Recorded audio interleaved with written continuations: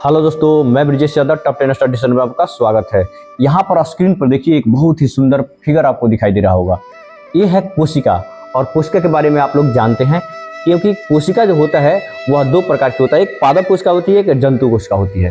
तो ये जो फिगर जो सामने दिखाई दे रहा है ये जंतु कोशिका ये वृत्ताकार होती है और इसका बाहरी भाग जो होता है वह क्या है, कोशिका झिल्ली होती है। और कोशिका झिल्ली के अंदर आप जाइएगा तो उसके अंदर होता है जीव द्रव्य भरा रहता है, जिसका खोज पुरकिंजे द्वारा किया गया था।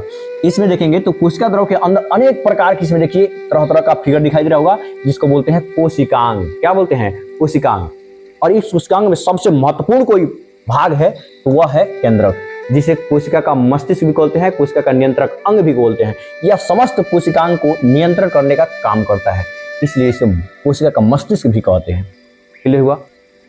अब देखिए तो ये सब जो कोशिका जो होती है वह जीव द्रव्य के अंदर होती है और इसमें तरह तरह का आपको कोशिकांग दिखाई दे रहे होंगे।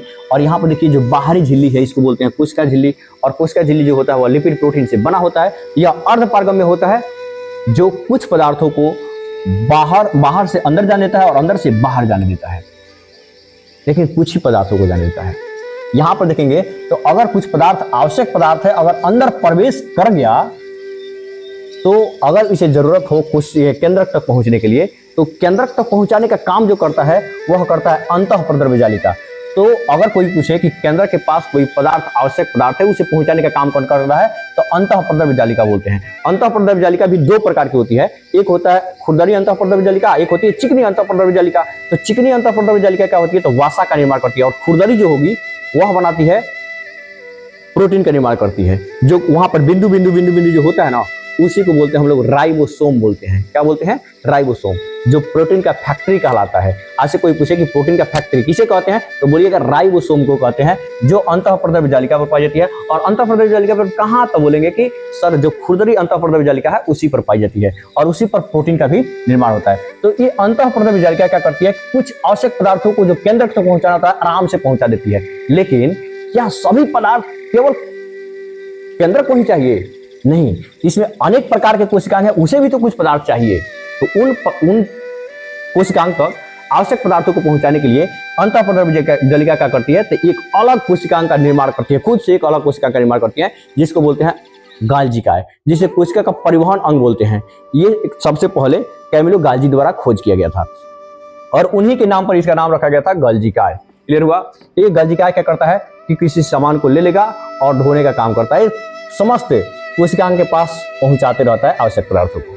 लेकिन एक बात बताइए, कोई भी व्यक्ति जब किसी काम को बार बार करता है और तंग आ जाता है तो उसके अंदर कहीं ना कहीं जहर बनने लगता है। तो ये भी क्या करता है, जब समस्त कोशिकांग के पास अपने पदार्थों को पहुंचाता है तो ये भी उब कर क्या बनाता है, एक अलग प्रकार का विषैला पदार्थ बनाता है, जिसको हम लोग बोलते हैं लाइसोसोम। लाइसोसोम क्या होता है? लाइसोसोम एक प्रकार की थैली होती है जिसमें अनेक प्रकार के पाचक एंजाइम पाए जाते हैं। अगर एक बार ये फट गया ना तो पूरा कोशिका को जलाकर भस्म कर देगा, इसलिए हम लोग बोलते हैं लाइसोसोम को आत्महत्या की थैली बोलते हैं। क्लियर हुआ? जब देखिए ये सब कुछ होता रहता है, कोशिका के अंदर सब कुछ होता है। अब कोशिका को चाहिए क्या, कुछ काम संपादित करता है, इसलिए ऊर्जा चाहिए। और यह ऊर्जा कहाँ बनती है, तो यहाँ पर देखिए ये माइटोकॉन्ड्रिया है। और माइटोकॉन्ड्रिया क्या होता है, तो कोशिका का पावर हाउस बोलते हैं, इसको कोशिका का ग्री हाउस भी बोलते हैं। ये क्या करता है कि ऊर्जा बनाता है, एटीपी के रूप में ऊर्जा बनाता है, एडेनोसिन ट्राइफॉस्फेट के रूप में। अब देखिएगा तो इसमें भी क्या होता है, जैसे कोशिकीय दहन पढ़े होंगे आप लोग, कोशिकीय जैसे कोशिकीय जो होता है उसमें कोशिका जैसे एक होता है अंतः कोशिकीय शोषण, एक होता है बाहरी शोषण। तो बाहरी शोषण जो होता है फेफड़ा में होता है, लेकिन कोशिकीय शोषण पढ़ेंगे तो वो भी दो प्रकार का होता है, एक वायवीय एक होता है अवायवीय। तो यहाँ पर क्या होगा कि वायवीय शोषण जो होती है वह क्या होती है, माइटोकॉन्ड्रिया होती है, जहाँ पर एटीपी का निर्माण होता है। यहाँ पर 36 एटीपी का निर्माण हो जाएगा। और यहाँ पर देखेंगे तो कोशिका जो जीव द्रव होता है उसमें जो होगा उसमें 2 एटीपी का निर्माण होता है। तो इस प्रकार शोषण जो होता है वह शोषण की क्रिया किसमें संपन्न होती है, तो बोलेंगे माइटोकॉन्ड्रिया में। और माइटोकॉन्ड्रिया क्या बनाती है, तो ऊर्जा के रूप में तो 36 एटीपी माइटोकॉन्ड्रिया बनाती है और 2 एटीपी यहाँ से बन जाता है।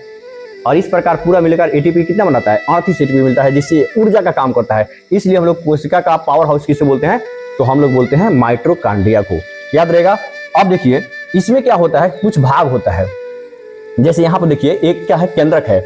और केंद्रक में देखिएगा तो कुछ अंदर एक और पदार्थ होता है जिसको हम लोग बोलते हैं केंद्रिका। और केंद्रिका का अंदर देखिएगा तो उसमें क्रोमैटिन जाल होता है। उस क्रोमैटिन जाल के अंदर का देखिएगा तो उसमें क्रोमोसोम होता है। और क्रोमोसोम के अंदर का देखिए तो उसी को तो हम लोग बोलते हैं गुणसूत्र बोलते हैं। क्लियर हुआ? जिससे क्या होता है कि किसी भी चीज का डीएनए बनता है, आरएनए बनता है। तो डीएनए जो आरएनए जो होता है इसमें खुद का अपना बनता है, इसलिए कोशिका का स्वतंत्र अर्ध स्वतंत्र कोशिकांग जिसको बोलते हैं, तो हम लोग बोलते हैं केंद्रक को।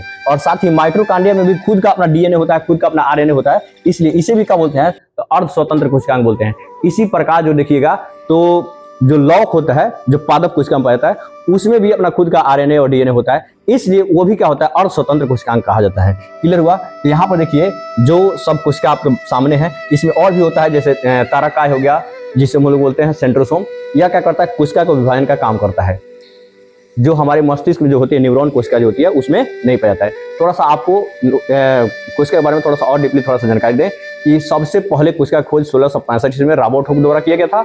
और सबसे बड़ी कोशिका कोई पूछे, सबसे बड़ी कोशिका, तो आप लोग बोलिएगा शुतुरमुर्ग के अंडे की होती है। अगर सबसे छोटी कोशिका कोई पूछे, तो मनुष्य में पूछे तो बोलिएगा कि हाँ, मनुष्य में नर जो होता है, नर का जो शुक्राणु होता है, शुक्राणु की जो कोशिका होती है वह सबसे छोटी होती है, सबसे छोटी वही होती है। अगर पूछे कि पुरुष में सबसे बड़ा कोशिका क्या होती है, तो वह मादा का अंडाणु होता है, मादा का अंडाणु। लेकिन अगर पूछे कि सबसे लंबा कोशिका क्या होती है सर, तो बोलिएगा कि न्यूरॉन तंत्रिका होती है। जो न्यूरॉन होता है ना मस्तिष्क में, वो जो होती है सबसे लंबी होती है, सबसे लंबी कोशिका न्यूरॉन ही होती है। याद रहेगा।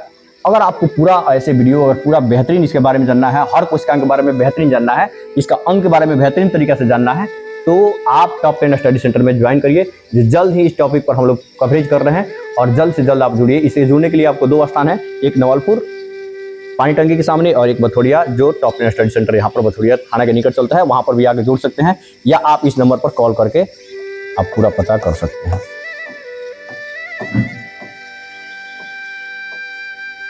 काफ़ी बेहतरीन नॉलेज मिलेगा आपको।